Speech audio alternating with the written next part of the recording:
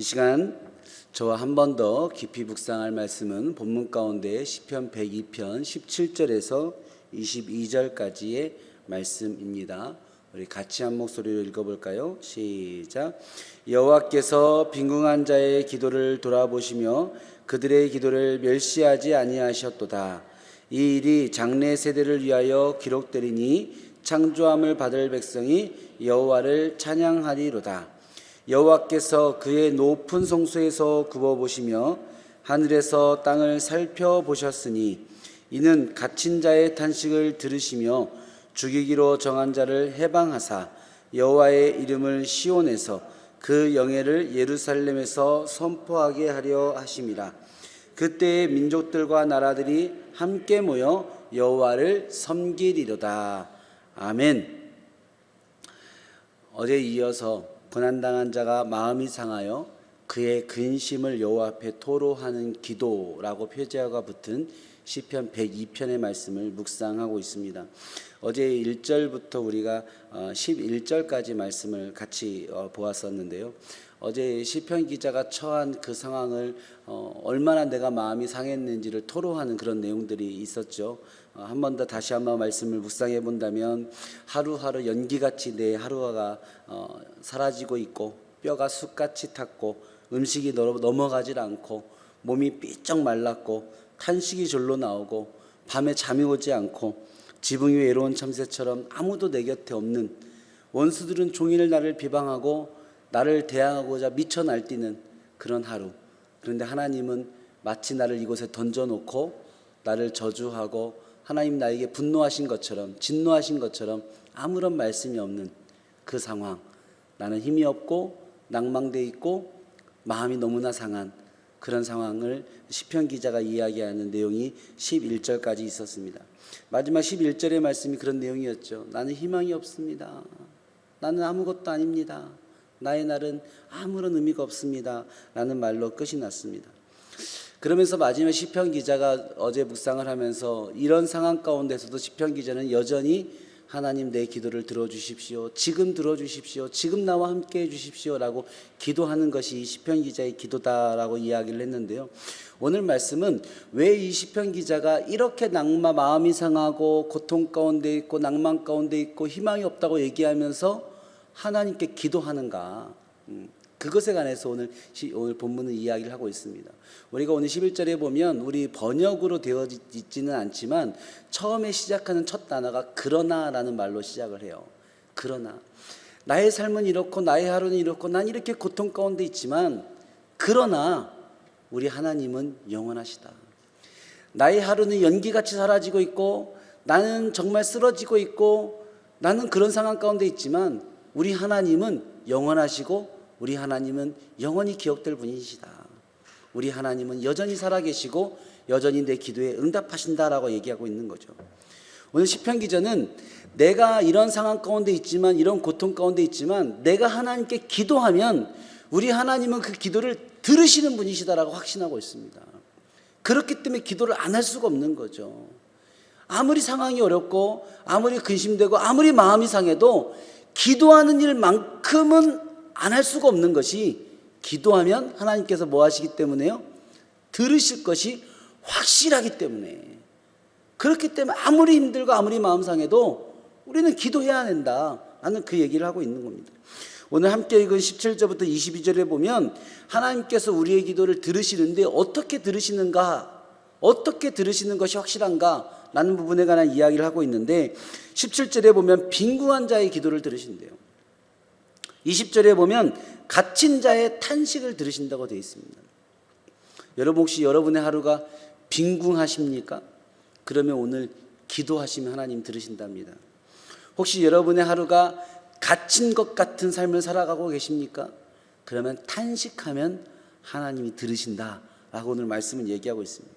오늘 하나님께서 우리의 기도와 우리의 탄식을 들으시는데, 기도와 탄식을 들으시는 방법이 세 가지의 보시는 방법으로 되어져 있어요. 결론적으로 얘기한다면 첫 번째는 돌아보신다. 우리의 기도와 탄식을 어떻게 하신다고요? 돌아보신다. 두 번째로는 굽어보신다. 세 번째로는 살펴보신다. 한번 따라해 볼까요? 돌아보신다, 또 뭐라고요? 굽어보신다. 세 번째, 살펴보신다. 돌아보시고 굽어보시고 살펴보신다라는 겁니다. 오늘 이 새벽 우리의 기도를 하나님께서 돌아보신 줄 믿습니다. 굽어보실 줄 믿습니다. 살펴보실 줄 믿습니다.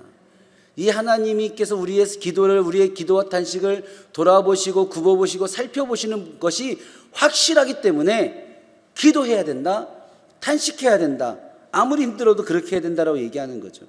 17절 상반절에 보니까 하나님은 빈궁한 자의 기도를 돌아보신다라고 되어져 있어요. 이 돌아보신다라는 단어는 파나라는 단어를 써져 있는데, 이 파나라는 단어는 어떤 것을 이야기하는 거냐면, 이렇게 뭐 돌아본다 이런 느낌이 아니라 내가 보고 있는 방향에서 획 돌아서 뒤를 보는 거, 이 돌아보는 거가 파나입니다.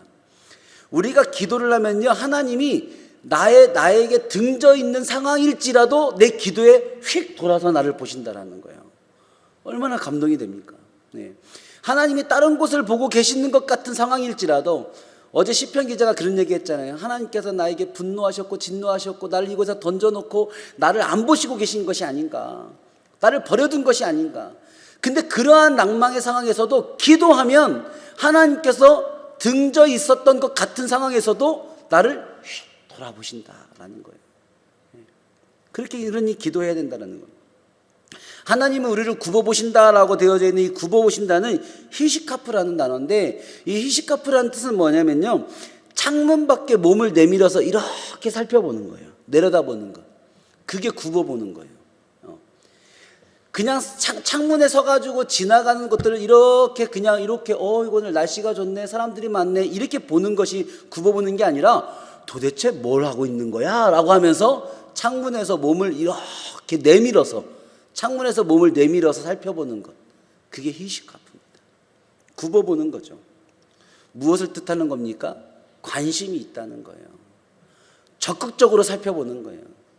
그냥 대충 보는 게 아니라 도대체 무슨 일이야? 도대체 뭐가 있는 거야? 어떻게 된 거야? 하나님께서 우리의 기도에 관심 가져주신다. 하나님이 적극적으로 우리의 기도를 들어주신다. 그것이 바로 굽어보신다라는 겁니다. 마지막으로 하나님이 우리를 어떻게 보신대요? 살펴보신대요.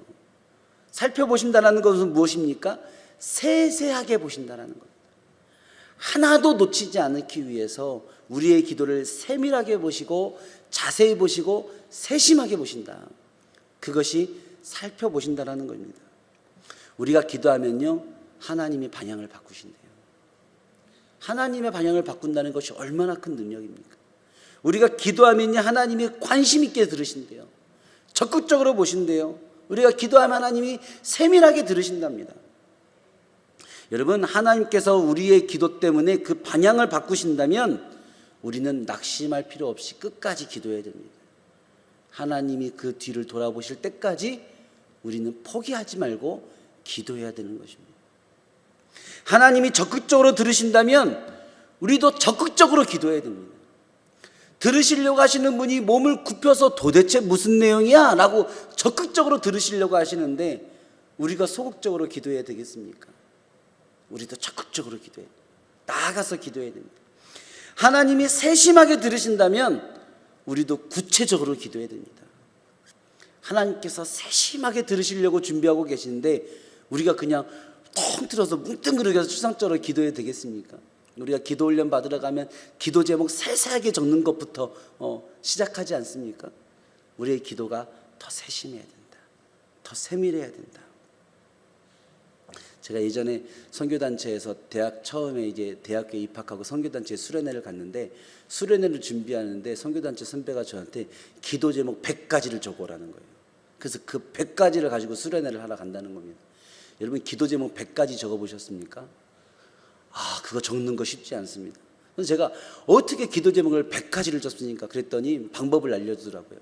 이렇게 나라와 전 세계를 위한 기도 제목 10가지, 나라를 위한 기도 제목 10가지, 지역을 위한 기도 제목 10가지, 교회를 위한 기도 제목 10가지, 부모님을 위한 기도 제목 10가지, 자녀 친구들을 위한 기도 제목 10가지, 꿈을 향한 기도 제목 10가지, 아주 그냥 카테고리를 세세하게 나눠가지고 거기를 하나씩 채워넣으니까 제가 100가지 적을 수 있었을까요? 없었을까요? 부족해. 그렇게 세심하게 세밀하게 적다 보니까요, 100가지 훨씬 넘더라고요. 생각해 보면요, 기도 제목이 얼마나 많은지 몰라요. 우리가 그냥 세밀하게 기도하지 않으려고 하면 몇 가지 안 되는데 하나 카테고리를 적어놓고 한번 기도해 보세요. 아마 100가지로도 부족하고 30분도 부족하고 1시간도 부족하고 기도할 시간이 부족한 것이 아마 기도가 아닐까 싶습니다. 여러분, 우리가 하나님 앞에 아무리 이렇게 힘들고 어려운 상황, 정말로 이야기했듯이 내 하루가 연기 같고 뼈가 숯같이 타고 음식이 넘어가지 않고 탄식 가운데 살고 원수들과 사람들이 나를 그렇게 비방하고 미친 듯이 날뛰는 상황 가운데 있을지라도 기도하면 하나님은 보신다. 기도하면 들으신다. 그래서 20절에 보니까 어떻게 돼 있어요? 하나님이 이 죽을 수밖에 없는 우리의 상황, 이렇게 살다가 야 죽겠구나, 야 이러면 끝이구나 라고 한 그 순간, 그 죽기로 정한 그 상황에서 우리를 해방하신다. 결국 우리를 살려내신다. 다시 우리를 살려내신다. 그것이 기도다라고 얘기하고 있는 거예요. 여러분, 죽기로 정해진 자가 그 죽음에서 해방되는 것, 이것을 다른 말로 무슨 말로 뭐라고 합니까? 이거를 구원이라고 하는 거죠. 죽을 수밖에 없는 자가 살아내는 것. 여러분, 우리가 구원받는 것 기도입니다. 기도. 우리가 기도로 구원받는 거죠. 기도로 은혜 받는 거죠. 기도로 천국에 나아가는 거죠. 그것밖에 없는 거 아닙니까? 기도는 공로가 아니잖아요. 예? 내가 누구에게 하나님 나를 도와주세요, 나를 살려주세요 부탁한 것이 그것까지도 공로가 될 수 있겠습니까?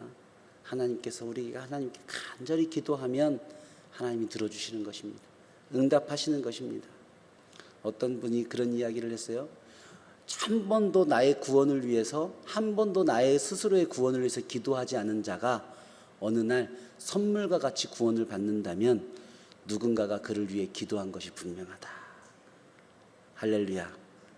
여러분, 기도로 우리 가족들 구원받는 겁니다. 할렐루야. 기도로 VIP 구원받는 겁니다. 그것이 기도의 능력인 줄 믿습니다.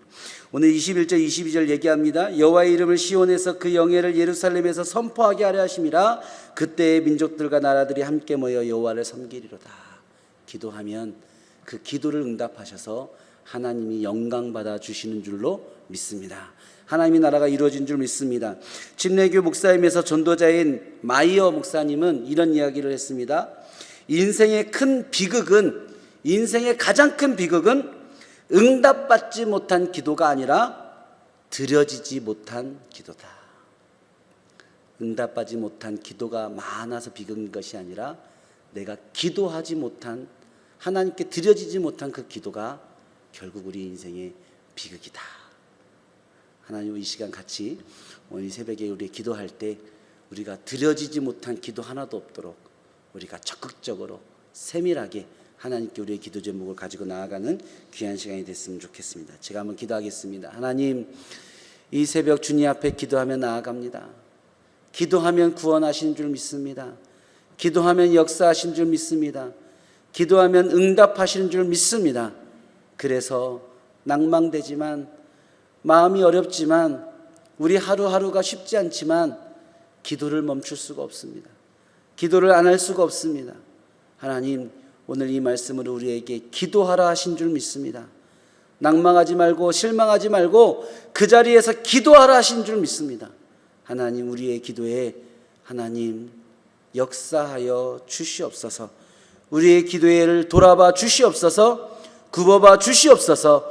살펴봐 주시옵소서. 예수님의 이름으로 기도합니다. 아멘.